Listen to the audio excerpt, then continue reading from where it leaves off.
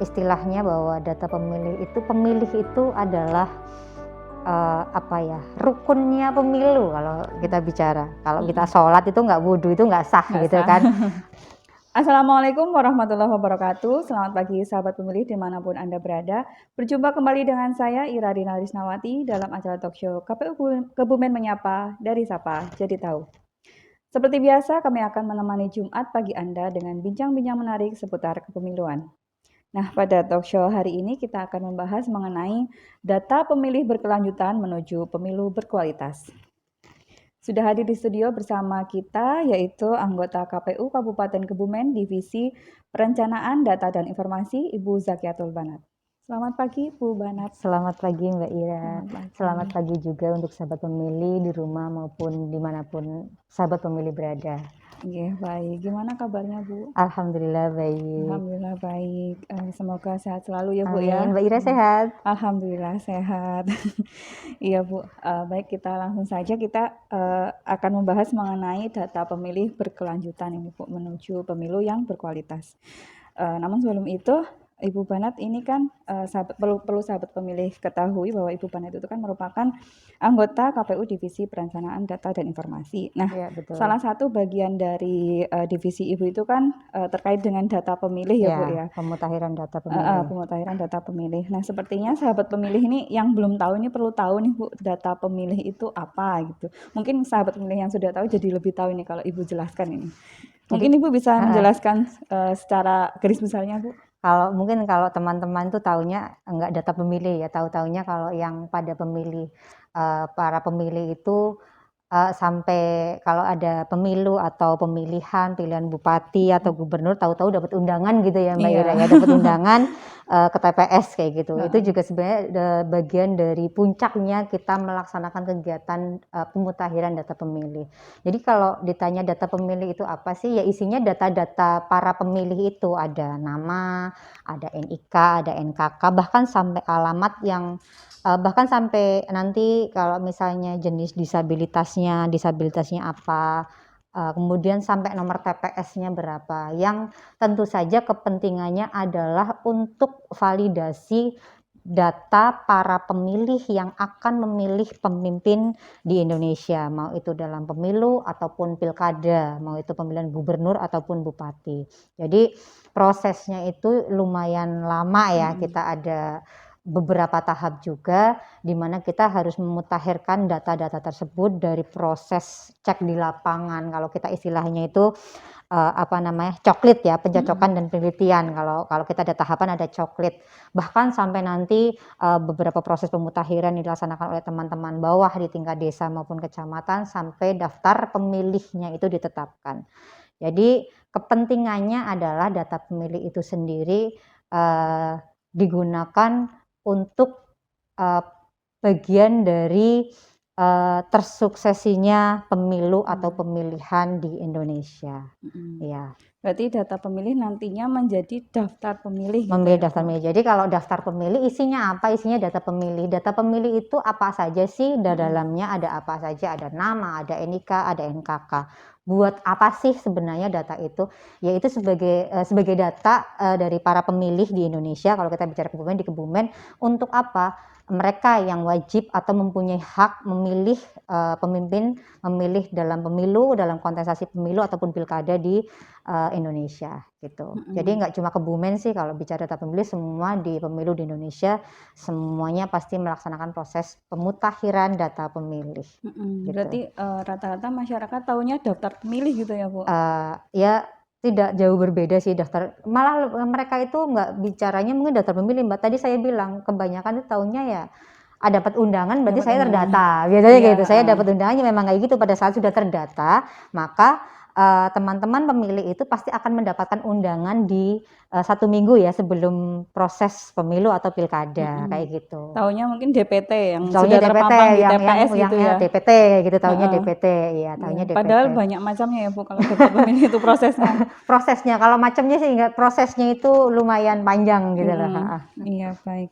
Ya berarti tadi prosesnya melalui Prosesnya apa aja nih Bu? Mulai dari apa itu? Kalau kita bicara daftar pemilih, data pemilih, pemutahiran data pemilih secara kalau kita bicara tahapan ya, itu prosesnya kalau dari awal jelas, ada proses sinkronisasi DP4 yang diturunkan oleh Kemendagri, ke KPU RI, kemudian dari KPU RI kemudian disinkronkan dengan DPT tadi, daftar pemilih tetap pemilu terakhir. Jadi kalau misalnya kemarin kita ada pilkada, kita kan kemarin ada pilkada 2020, maka DP4-nya dari Kemendagri akan disinkronkan dengan DPT pemilu karena kita di 2019 ada pemilu ada pemilu, maka disinkronkan. Di situ nanti disinkronkan, kemudian dari hasil sinkron itu kita gunakan sebagai bahan untuk dasar dari teman-teman PPDP.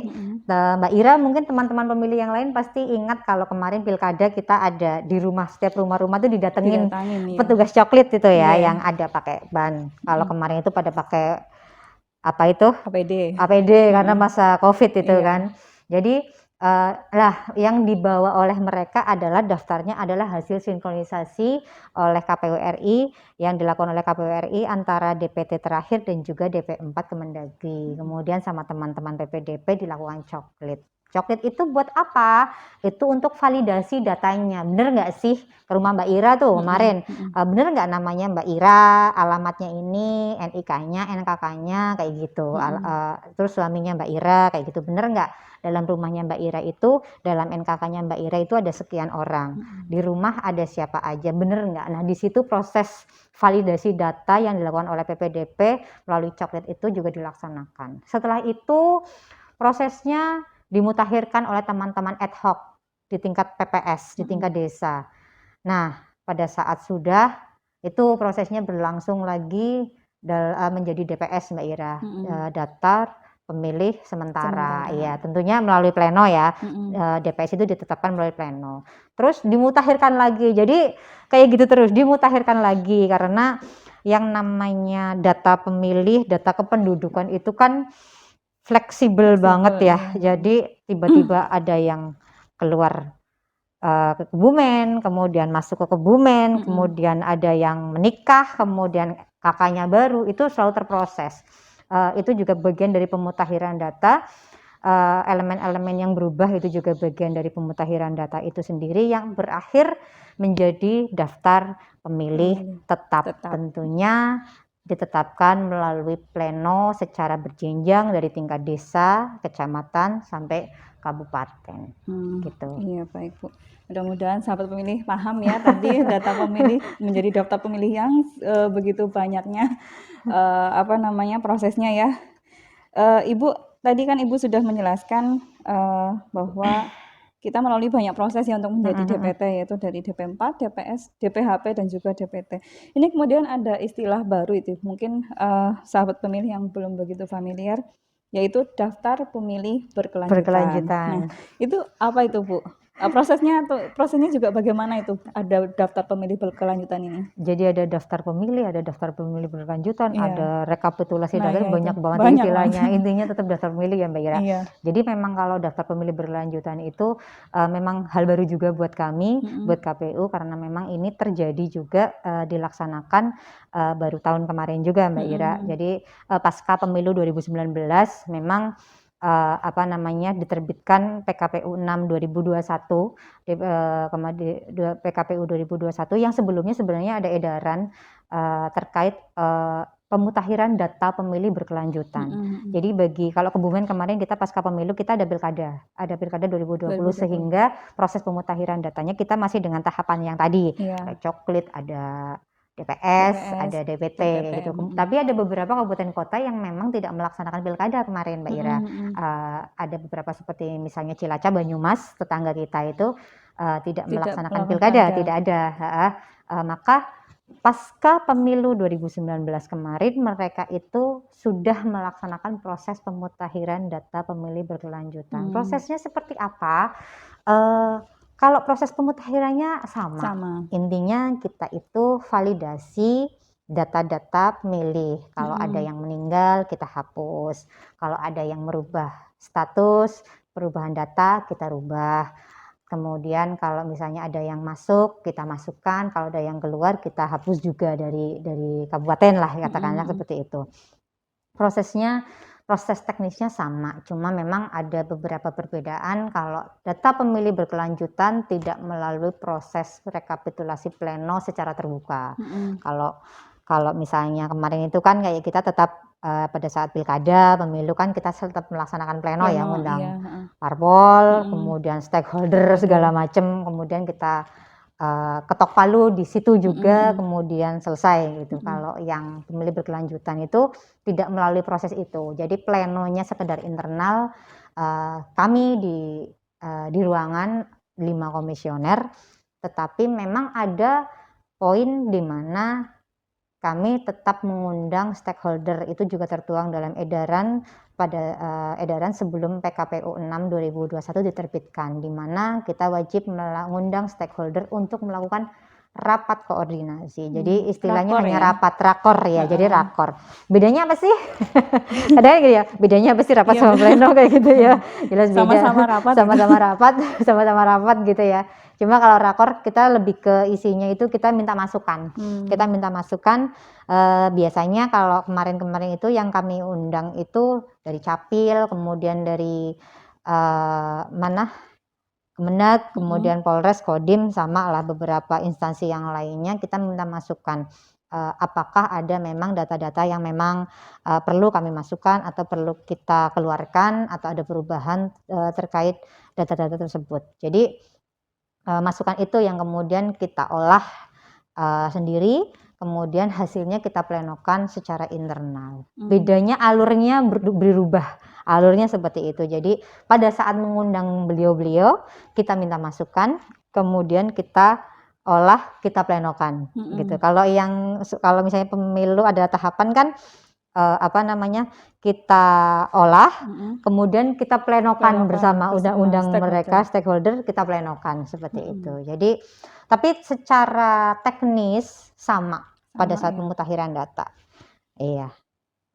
Bedanya itu rapat pleno sama rapat koordinasi. Kendalanya juga berbeda lagi Mbak. Kalau ada tahapan itu kita kan punya PPK PPS di desa kecamatan. Jadi pada saat ada data-data yang memang perlu kita verifikasi kita mudah karena kita banyak pasukan ya di bawah ya. Kalau ada berkelanjutan itu kita susah, memang ada akses yang memang aksesibilitasnya kita kurang untuk menjangkau masyarakat sampai tingkat bawah. Sedangkan Mbak Ira tahu sendiri Kebumen seberapa luasnya dari Sadang sampai Ayah.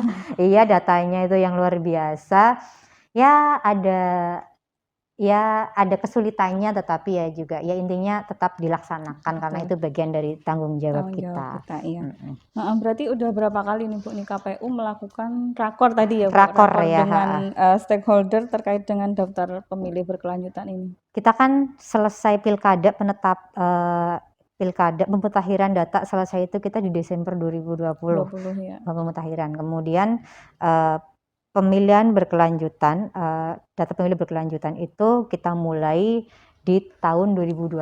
Meskipun pada saat itu belum penetapan, kita belum penetapan bupati ya. Tapi sudah mulai karena memang tahapan pemutakhiran data pemilihnya sudah selesai. DPT Doc berarti selesai.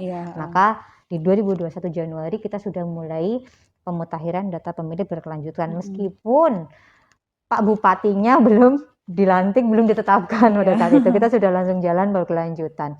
Jadi di edaran sebelum PKPU 6 terbit itu memang rakor itu diharuskan setiap bulan. Jadi kita beberapa kali di 2021 itu satu semester itu setiap bulan kita rakor, mengundang stakeholder.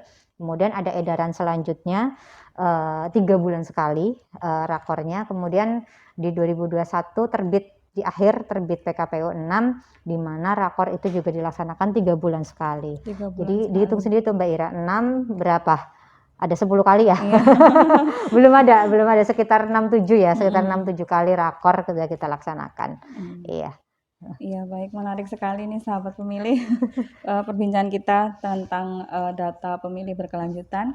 Namun sebelum itu mari kita break dulu sebentar. Kita akan kembali setelah yang satu ini.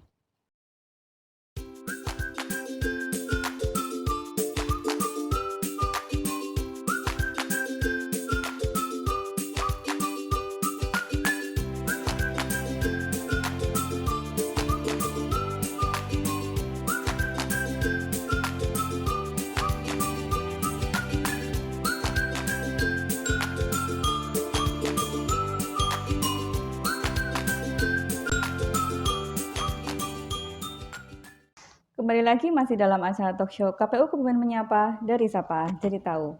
Masih bersama saya dan juga Ibu Banat. Nah, sahabat pemilih, tadi kita sudah dijelaskan sama Bu Banat terkait dengan data pemilih, apa itu juga data pemilih berkelanjutan. Nah, tapi Tambah sayangnya pusing ya Mbak Ira? iya pusing, tapi sayangnya nih masih banyak juga nih Bu dari masyarakat khususnya kalangan generasi muda yang masih kurang peduli nih Bu, bahkan tidak paham nih tentang pentingnya terdaftar sebagai pemilih. Nah, menurut Ibu nih bagaimana kiat dan metode yang efektif dan efisien dalam memberikan pemahaman dan penyadaran bahwa data pemilih adalah hal utama dalam sistem kepemiluan di Indonesia? Iya Mbak Ira. Jadi memang zaman sekarang ya nggak cuma anak muda juga, Iya. kadang-kadang yang sudah pada dewasa juga sudah pada apatis gitu ya, apalagi kalau sudah bicara dengan politik kayak gitu kan.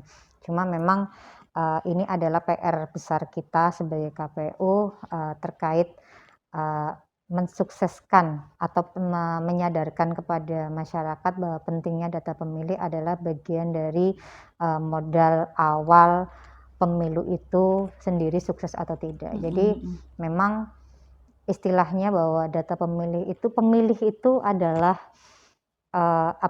rukunnya pemilu kalau kita bicara. Kalau kita sholat itu nggak wudhu itu nggak sah gitu kan. Kalau pemilu atau pemilihan nggak ada pemilihnya juga nggak mungkin ada pemilu kayak gitu kan. Sudah ada yang dipilih, sudah ada parpolnya, sudah ada calonnya, nggak ada yang memilih kan, nggak lucu juga kan, nggak lucu juga. Jadi itu sebenarnya bagian dari upaya kita untuk menyadarkan, untuk menyampaikan kepada masyarakat ya tentunya dengan banyak hal ya, dengan banyak hal kita mensosialisasikan. Kalau kita bicara dengan pemuda atau generasi yang muda sekarang masih di kuliah gitu ya, kuliah gitu, kita juga berusaha masuk ke dalam kampus-kampus untuk menyampaikan bahwa data pemilih itu penting loh.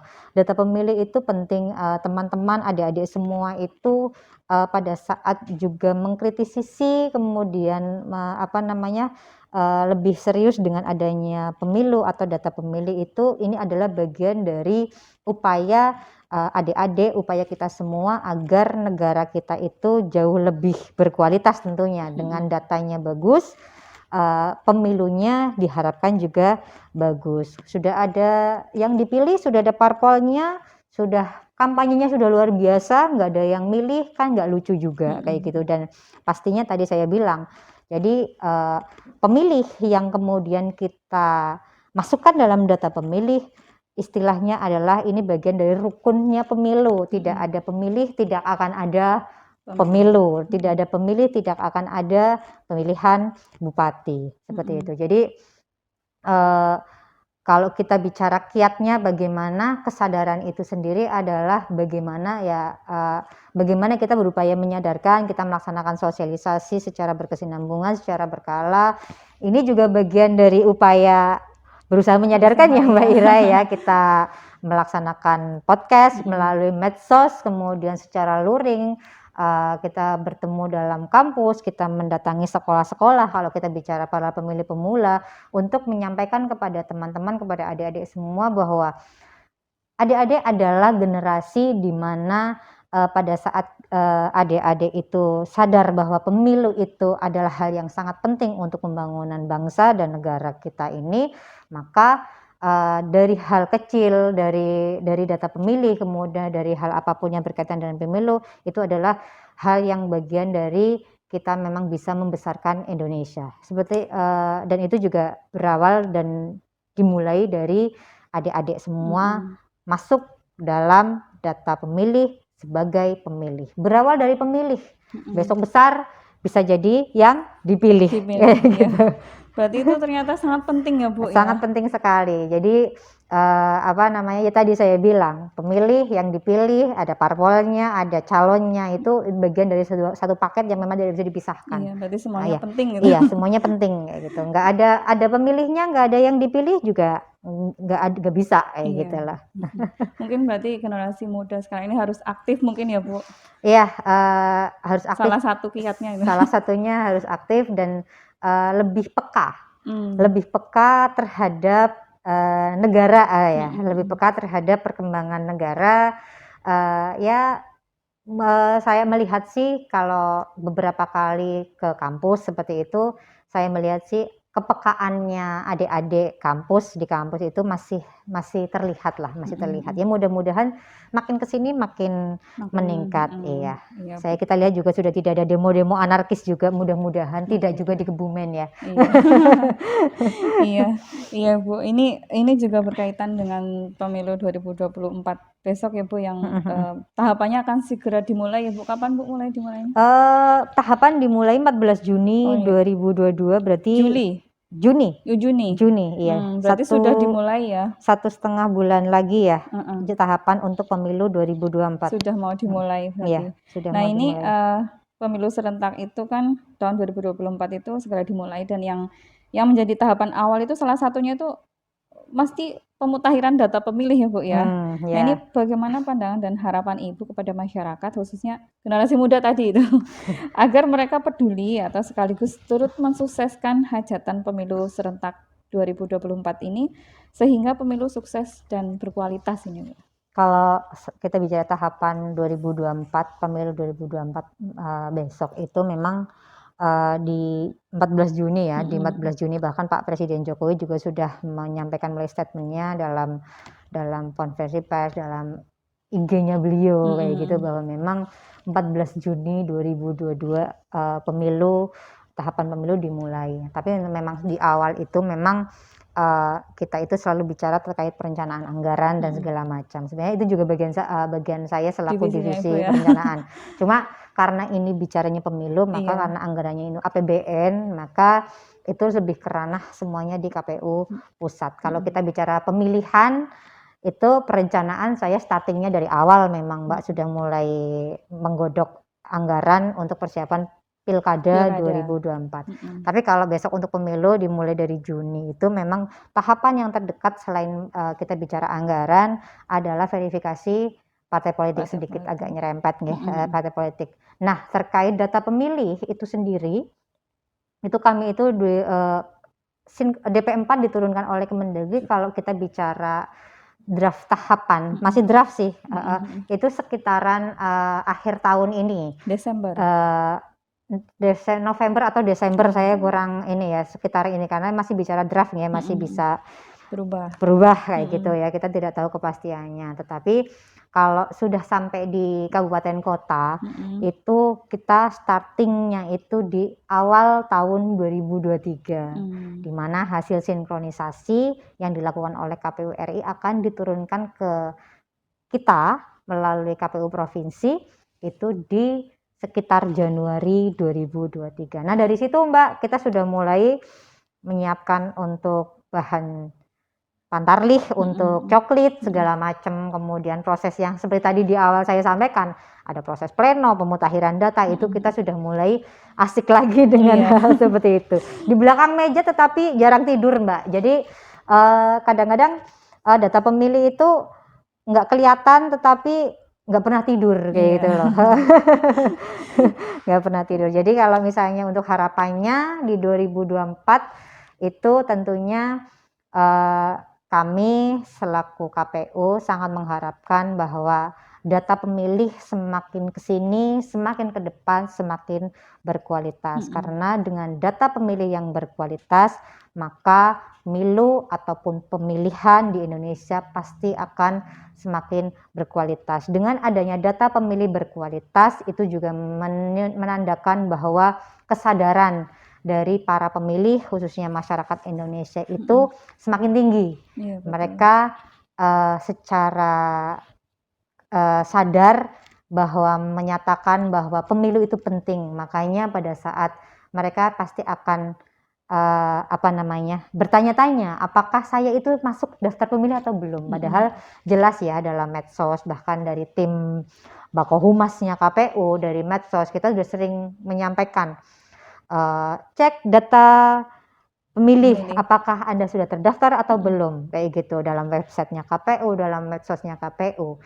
Tetapi di situ juga kita melihat di situ sebenarnya gregetnya masyarakat itu ada nggak sih kayak gitu.